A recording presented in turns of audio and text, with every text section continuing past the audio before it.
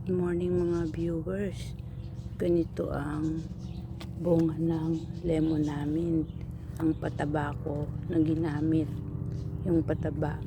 Yung mga dumi ng bulate. Pag nagko-compose yan, mga dumi ng bulate.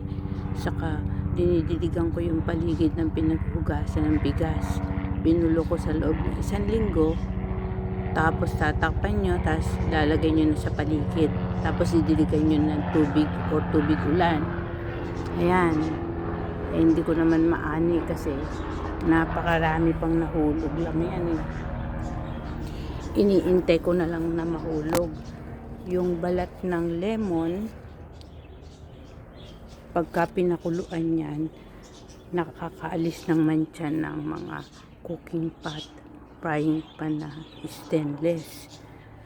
Papakuluan nyo yung balat. Yung katas naman yan, konti lang, ginagawang pansangkap sa ulam. Saka yung press na natusok na siya.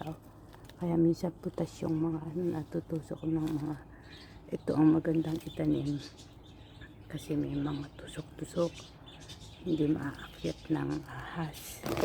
Las-lasang ahas pag umakyat dyan.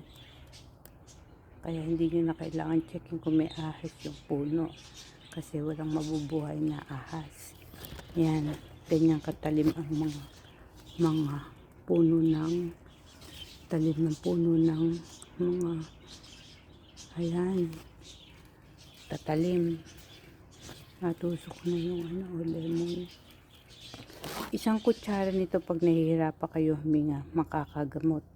Pero yung madalas nagkain ng inom ng maaasim, cause ng pagbaba ng dugo, delikado.